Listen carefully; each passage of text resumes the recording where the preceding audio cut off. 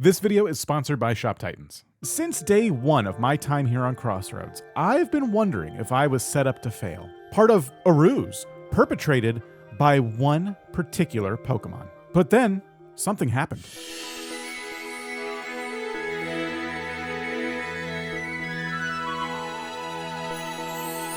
Progress.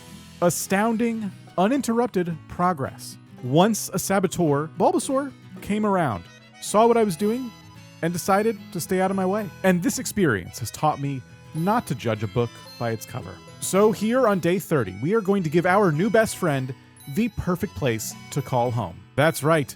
Big Gray Ugly Building Corporation has found its new CEO, complete with assistants sleeping on the job and an incredible view of all the progress made possible by said CEO. So I thought there was no better way to kick off day 30 than to outfit this room for its new occupant. But first, a word from our sponsor. So far, this challenge has been awesome, but when I need a break from bossing around Pokemon all day, it's games like Shop Titans that have made it really fun to unwind, and that's why I'm really happy that they're sponsoring today's video. Shop Titans is a medieval shopkeeper simulator for PC, Android, and Apple, and it is packed with a ton of really awesome features and mechanics. You can customize your shop with shelves, decorations, flooring, wallpaper, and in my case, a cat named Rocky. There's also a whole bunch of customization for your characters, such as hairstyles, outfits, and various accessories. As for the gameplay itself, it has a really satisfying loop that I'm enjoying a lot. I jump in, craft some items for my shelves, sell them at a markup because capitalism, and then I check out my heroes to see if they have my stuff. Oh yeah, you can send heroes out on quests and they'll risk their lives to bring you rare crafting materials. It's pretty great. I'm even thinking of giving them some gear upgrades. I can, but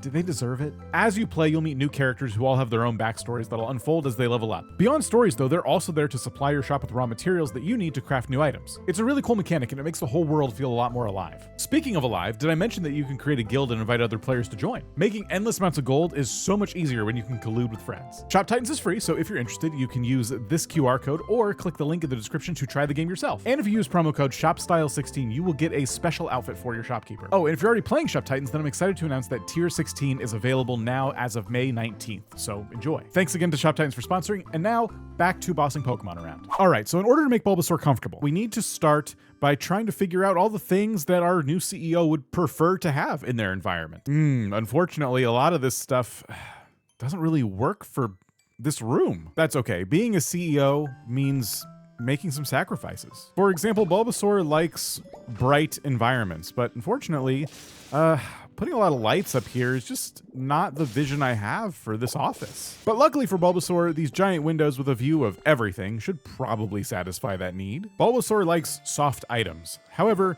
being a CEO is hard work, and it requires you to be surrounded by hard surfaces. But Bulbasaur does like being surrounded by nature, and what is more natural than fire? Magby's even come in to assist and get the fire going. And of course, no CEO's office would be complete without books. A handful of books about success and hard work. Yep, I think this is the perfect home for our new CEO of Big Gray Ugly Building Corporation. Enjoy, buddy. All right, we have a lot of work to do today. We need to get iron. I didn't do it yesterday. We're gonna need to do it today. I'm needing to come to terms with the fact that there's just going to be a lot of stuff in this challenge that unfortunately goes a bit unfinished, but I'm still very proud of the work I've done thus far.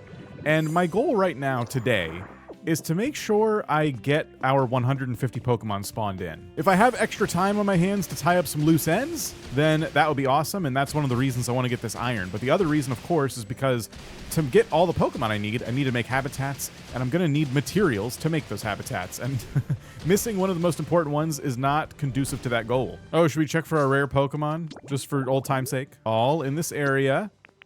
Nope. I didn't think so. Why would that have worked out?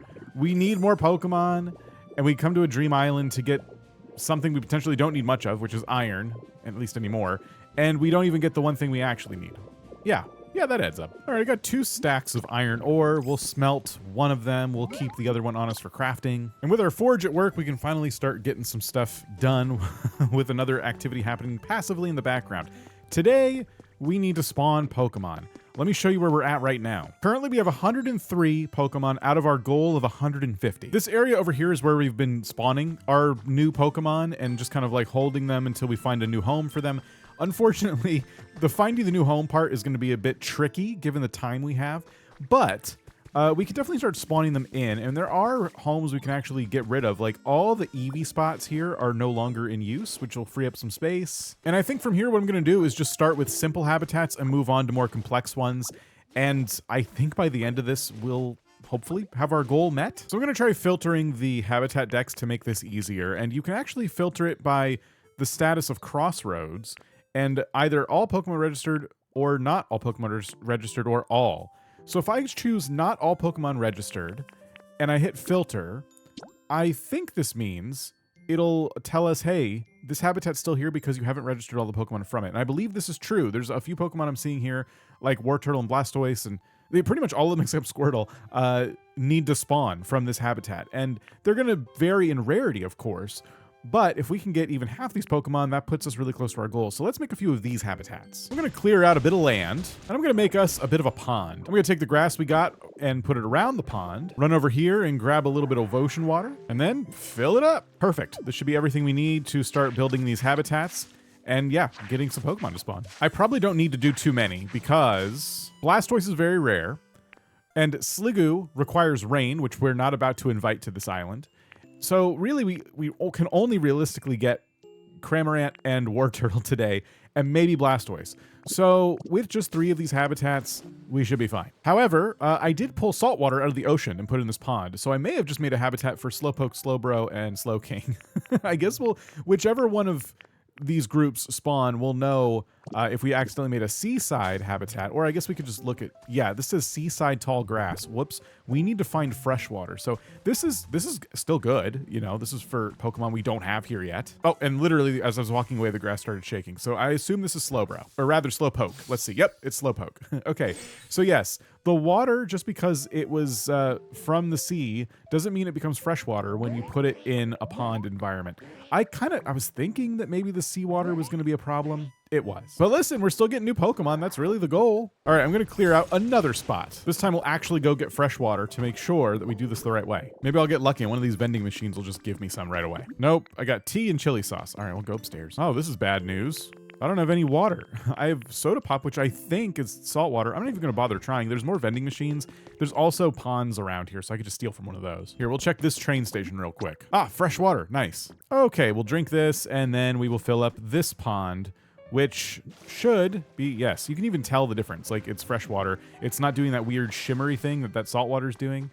So that's good. Okay, we are done with our freshwater habitat here, our hydrated tall grass, and our seaside tall grass habitats as well. Moving on. The next thing we can do is elevated tall grass, and that's always kind of a tricky one. Like, how elevated? Like, if I do this right here next to everything, like, no, that's just tall grass. That's not elevated. Maybe I skip this one, but it would be a pretty easy one to make. I just have to go over there where there's like elevation, or I could build a big stupid tower here. Ooh, here we go. I'm trying to stay in one area though, so it's easier to like do what I'm doing now and like run around to these habitats and welcome all the new Pokemon. Also, because this area was originally my Pokemon dumping ground, it just kind of makes sense to continue everything I need to do here. I should say Pokemon habitat dumping ground, but I don't know, same difference. Okay, fine. Next habitat is the Pretty Flower Bed, and we already have a couple Pokemon from this, but we're missing Hoot Hoot, which would only, you know, that would only happen at night, and then Pidgeotto, which that's a rare spawn. So it might be worth making one of these, but we already have these 3 Pokemon, and we have Magby. So we would only be doing this for Pidgeotto. And actually, I believe the only issue right now is Eevee is occupying, well, oh no, okay. Venonat's occupying this one. Oh no, this is Eevee's house. Well, Eevee's working right now, and I don't feel like interrupting that. Okay, can I find 4 more of these flowers? Okay, there we go. So that would be for Pidgeotto. Next is the tree shaded flower bed, but Goomy is the only Pokemon we haven't gotten from this one, and we're not gonna make it rain, so that's not happening. Then there's hydrated flower bed, which will get us Volbeat and Illumise. I think I'm saying that correctly. So 4 more flowers, or I guess 8 more flowers. I guess I should just plant them because I'm running low on them and I don't feel like moving Pokemon out of these habitats right now. But what's nice about this habitat is I already have little ponds set up. So all I have to do is something like that, and that's one of them. And that's 2. Awesome. If we move Vespiquen, we can spawn Ivysaur and Venusaur potentially in that flower bed where we have 8 next to each other. Or I could just take the 6 I have and a couple more and, you know. Here we go. Yeah. I imagine we get Ivysaur from this today. I think we could do that. Venusaur, that's a rare spawn. I don't know about that. Grave with Flowers can spawn Cubone and Marowak. We already have Cubone. We need to get rid of Cubone and leave room for Marowak, I suppose. Or we could put 4 flowers around this grave and be real lazy about it. However, we're still missing Lampent from this grave. So we have to actually, both these Pokemon need to move somewhere else. Okay, let's start thinking about biomes and houses we have in different places to try and figure out who should live where. I honestly think both lines of Pokemon, the Cubone line and the Litwick line, could live pretty comfortably in the dig site area. But we have got to find more honey. Like, moving Pokemon is just not really an option today, but I am going to bring them up there. This will free up 2 habitats. I think when you consider Pokemon that would be good at like identifying fossilized Pokemon, Cubone and Marowak make perfect sense. The Litwick line I'm only putting up there because I don't know where else to put ghost types. There's just not like enough biomes in Pokopia for every type of Pokemon that you can get. Oh shoot, I keep coming over here now, assuming this is my only train station. There's 2 train stations pretty close together and it's just kind of heads or tails where I've parked the minecarts. Times like this, I'm really glad I built some prefab like block buildings because they always come with furniture, so they're already livable without me having to do anything. All right, I think I'm gonna move them into the office building. I think this makes a lot of sense. All of them will work as a team to build fossils and identify missing Pokemon or extinct Pokemon. Come to think of it, the ghost Pokemon do kind of make sense for this, right?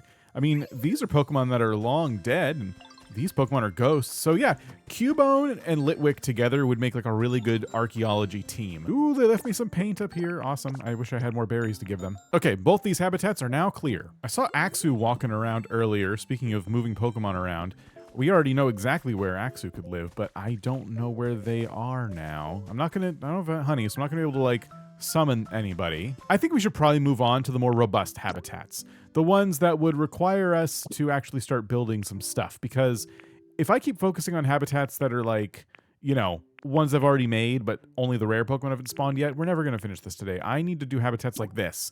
Ones where like Pidgeot is common, and it's stuff that I've just never like put together before. So this one would spawn Meowth, this one would spawn Pidgeot. Once it's powered, this one will spawn Tangela. And this one also needs power, but it would be another attempt to get Venusaur. So in order to power this stuff, I just went ahead and made a generator and a transmitter, and any other habitats that require power can go near this as well. Off the top of my head, I don't know who this spawns, but I remembered it, so I had the items, I'm putting them down. This is also another habitat I saw. I'm just starting to look at habitats and not even bothered looking at who they spawn because I'm trying to rapid fire these. I'm at a point where it almost doesn't matter who they spawn or how many Pokemon they spawn. I just know if it says like the Pokemon is common, I definitely need to put this down. And even if I don't read it at all, it's probably worth making anyway. But I do know this one is like Pawmi and Pawmo, I think. The habitat spam continues, but over here, I do see that we finally got a new Pokemon. It is Pawmo. Yay, it's working. All right, I'm immediately moving Pawmo into the same offices as Pikachu and Pichu. It's safe to assume they all like similar things. So here we go. Ooh, looks like we got Torchic. Excellent. It's pretty unlikely that this habitat will get us the final evolution in this line, like today, but I am gonna move Torchic to just a nearby grass habitat just to free that spot up in case it does work out that way. Okay, let's take our eyes off these for a little bit. There's a habitat or two that are just absolute gimmies. They just allow you to get Pokemon. The ones I'm thinking of I've never actually used before, but I think I can buy the items, so I want to try it. I'm talking, of course, about the Tidal Bell and the Clear Bell. These are for spawning the big Pokemon that fly over, Ho-Oh and Lugia, like and drop feathers. And as I understand it, you just put this down. This calls Lugia.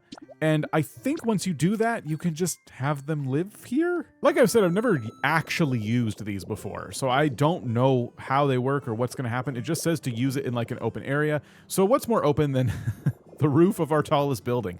And I'm going to put this down, but first let me get like a habitat. And I guess we could just throw like 4 bits of grass up here. Oh, it feels so wrong. And then we can throw this bell down and hope this leads to something. All right, I'm going to inspect. It rings the bell. Looks like a Pokemon isn't responding to your call. Try ringing the bell when they're flying nearby. Oh, okay. Well, that's not going to happen because Lugia only comes when it's raining. Okay, well, we can use a rainbow feather to craft the other bell, the Clear Bell, I believe. Oh, it's 5 rainbow feathers. All right, well, that's not a problem. I want to do this quickly because Ho-Oh could be flying over any second. I have not seen them once today. Okay.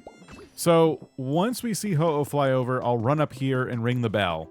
And I think then they will officially be part of like our place. I think they'll be added to the Pokedex at that point officially. Oh, here's Tangela. They could just stay here because no one else spawns with this particular habitat. I don't know why. It's a cool habitat. And is this Mareep? It is. I'm going to move them into this grass habitat, but I need to focus and get back to work on spawning some Pokemon. So this shower needs to be by some hot springs. We have them nearby. We can go ahead and make that. 3 different Pokemon will spawn with this arrangement, and 2 of them are common. So we'll make a few of these. By the way, I want you to know, as fun as it is making different habitats and welcoming new Pokemon to the island, this is not how I wanted things to go.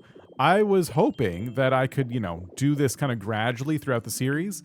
And I have no one to blame but myself. But my goals, they kind of took on a life of their own. And they made it so it just made it difficult to focus on something like this, where I'm just building habitats. Like, doing everything we've managed to do in the span of 30 days is pretty incredible. If I were to do this challenge again, I would put different sets of rules upon myself. In fact, I'd probably just put let's rules, because there's just already a lot that can be done in one area, much less 5 different areas within the span of 30 days. If I only focused on this city over here, it would have been a lot larger, but there's a chance I'd still be leaving stuff on the table. But instead, I had to spread my wings and go across the entire island, which, while I'm very happy with what's been built, very proud of this island, it's meant that there's a lot of unfinished business. Oh, here we go. Let's welcome Meowth in. Perfect. There's a couple different habitats here. The working register habitat would also spawn Meowth.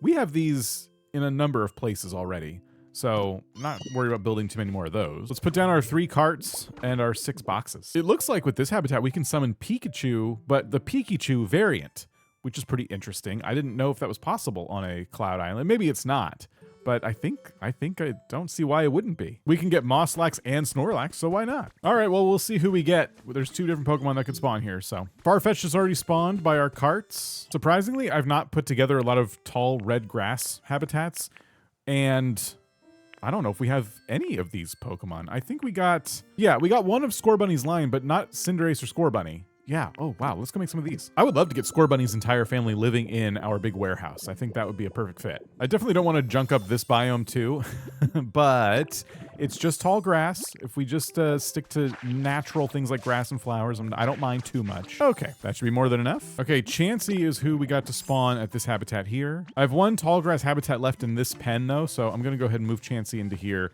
And that should free up that habitat for Pikachu, if that's even possible to do. All right, I've spammed a lot of habitats.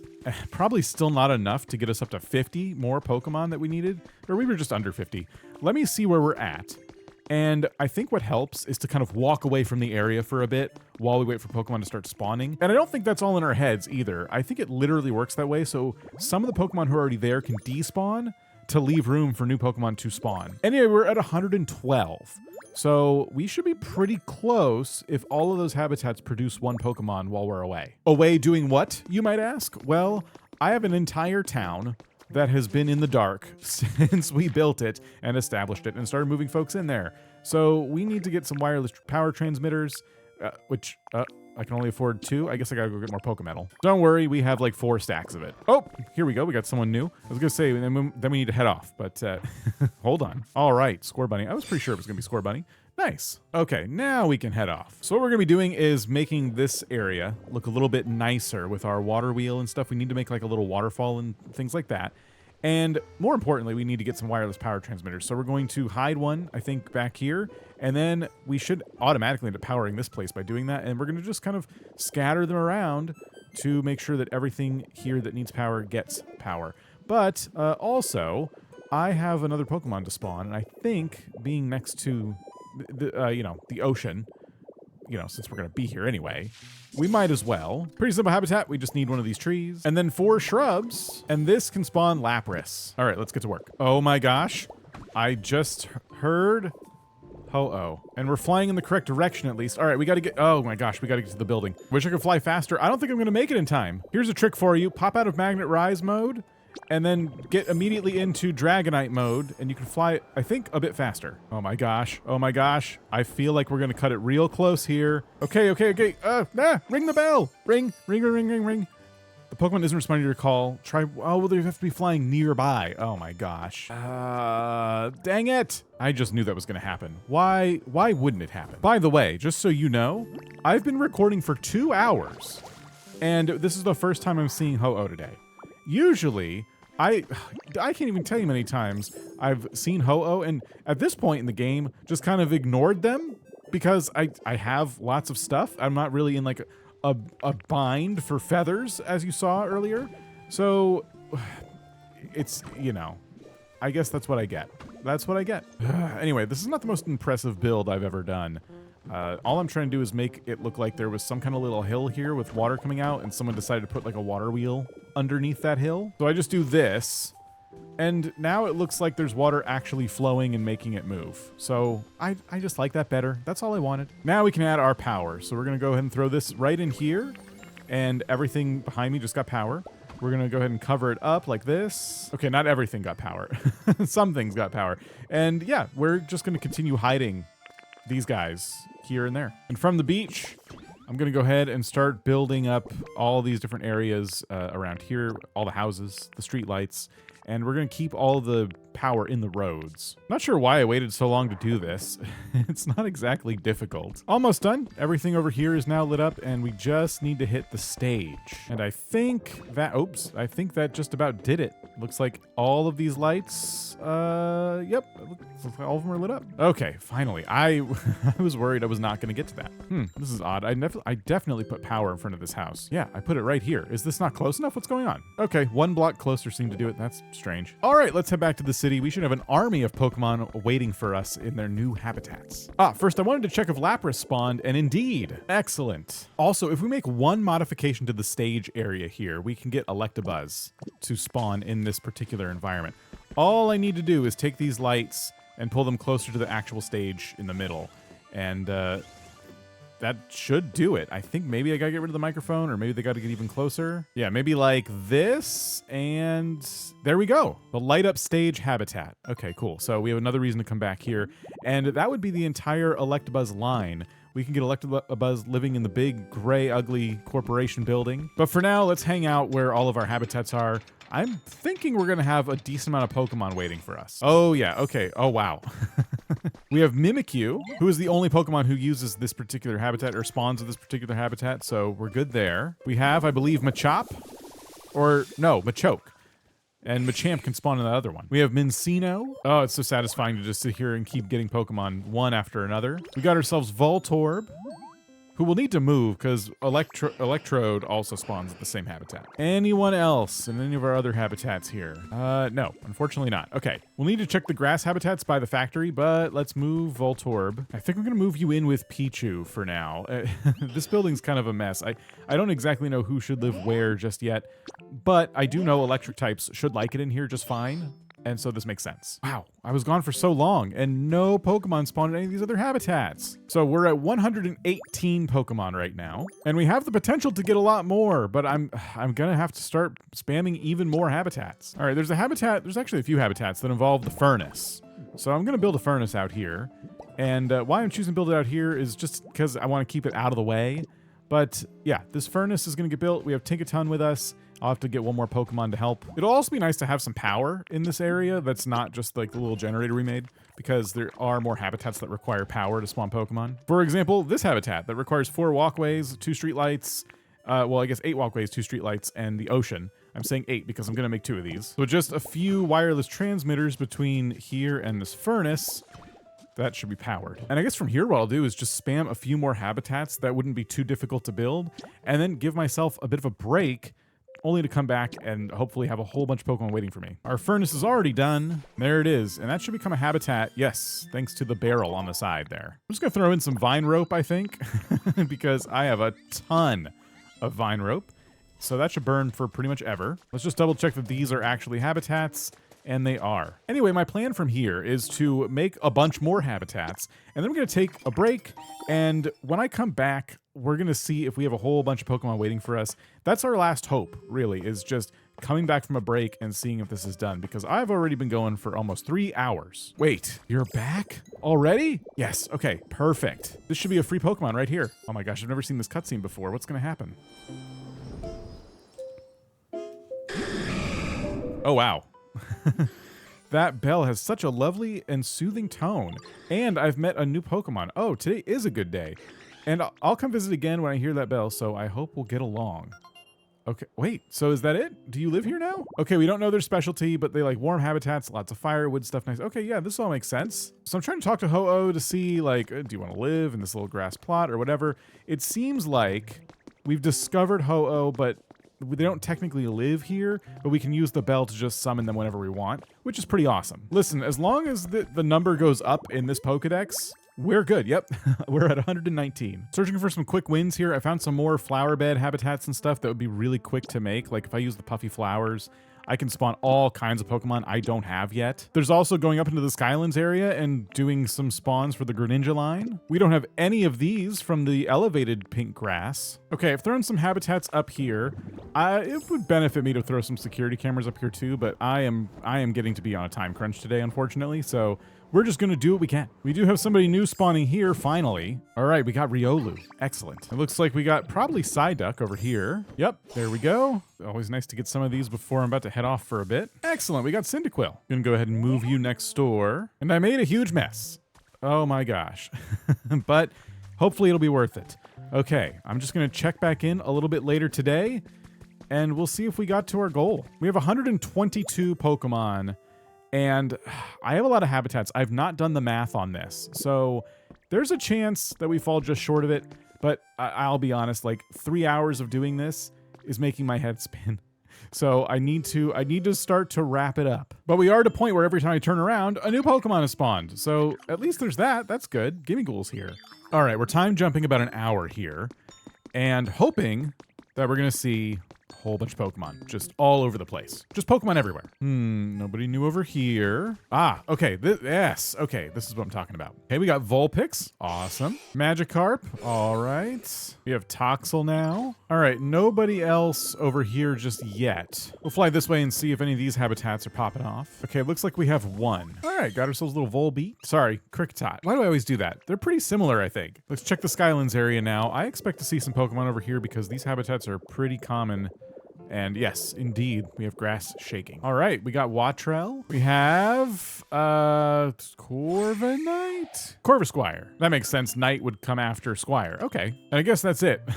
Taking a break did not seem to get us that much closer to our goal of 150. We're sitting at 129 Pokemon, which, given where we were at when we started today, this is pretty good progress. But if this took like roughly 3 hours of work, I'm looking at another at least 3 hours of hardcore habitat placing down and waiting around to get to 150. And I do not have that kind of time today. I definitely think there's a lesson in there somewhere about managing expectations, setting goals, and prioritizing things that are important to you. I mean, I think there's a lesson in there. I couldn't imagine how to articulate it, but I think it's there. I mean, speaking of priorities, it's a shame I ran out of gravel because I didn't finish my paths. I knew I needed to finish my paths, and I just didn't do it. Gravel or not, though, I can still finish up a couple little things here and there, right? And listen, we still got really close to 150 at the end of the day. I mean, I go get a count and they're still spawning in. This is still good. Can't be mad about Pidgeotto. Or Pidgeot.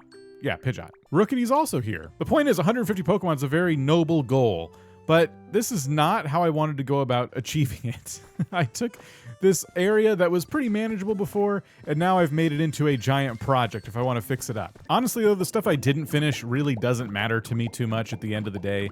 Normally it would. Normally, if I set these types of goals for myself, I would break my neck trying to get them all done, just so the video didn't look bad because I set a goal for myself and I happened to not achieve it. But I've been doing this a long time, and if it's one thing I know about taking on big challenges for the sake of content, it's that you could really burn yourself out doing it. And even though I had some days that were shorter than others because I didn't have as much time to record or anything, not once during this series have I burnt out. So maybe we don't finish some roads, maybe we don't get up to 150 Pokemon, but there's still one more goal that could very well be achieved right now. So I'm going to finish placing down some path borders, and then I have some calls to make.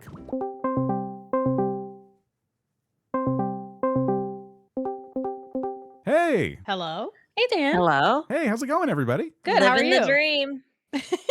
So hey, I don't know if you know, but for like the last 30 days almost, I've been building a Pokopia island. You've been Yeah. what? I think I saw something about that, I think. Well, I've been calling around trying to see if anyone wants to tour it, and now that the island's finally done, I'm making phone calls. I want to see are any of you interested in like maybe touring it, checking it out, giving some feedback maybe? Any interest? Oh my God, yeah, we'll tour it. Do you have time like now to do it? Oh, yeah. Does everybody have time now?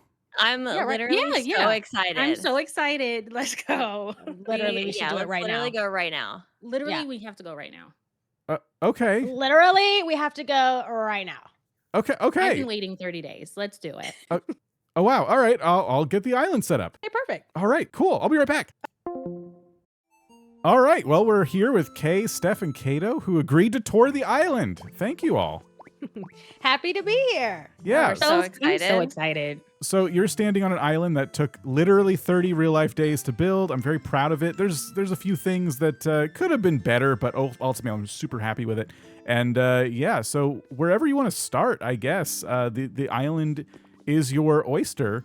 Any questions for me before we get started? So 30 days, that's really impressive. And I know you had some goals. How did the goals go? Well, they could have been a little better. I said I would get all the mysterious slates, and I wasn't able to do that. I said we'd get 150 Pokemon, and I wasn't quite able to do that. But I did get to level 10, so I'm very excited about that. So you met one goal. Yeah. It could have been, it could have been better. What was your favorite building to build? Oh, my favorite building is probably my Yeah. actual house over there. Okay. Oh, Is there any Oh. reason you poured lava down the side of my house, Kay? Oh, I thought you don't think this looks better? Oh wow, it's spreading. Oh my God. I liked it better without the lava. Oh no, this looks great. This is exactly what you needed for this area, I think. Actually, in fact. I mean, Yeah. Okay, I'll clean this up. If you just want to, you could tour the island. I'll fix. I'm just gonna get rid of some of this stuff around here because I feel like this is probably a fire hazard. if What? we I'll have all help. of this. I'll fix it. I'll fix it. You can fix it. Oh yeah, Don't worry. no. This can is fix so it. much better now. Oh my God, Is it fixed? it's fixed. I think that your poop water is helping with the lava. In fact. honestly, I really think the poop water would look so cute over here, right? Yeah. fill the See, just a little park with sprinkle it. of poop water. Yay! Maybe we should take out some of these windows. Why? Wait, what are Oh. you doing?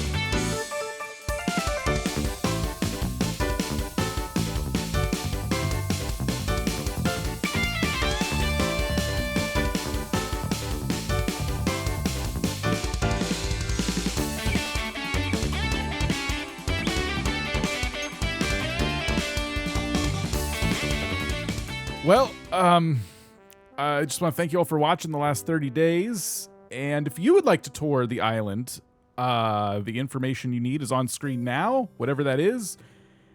Yeah, so I'll see you in the next challenge or live stream or something. Thanks for watching.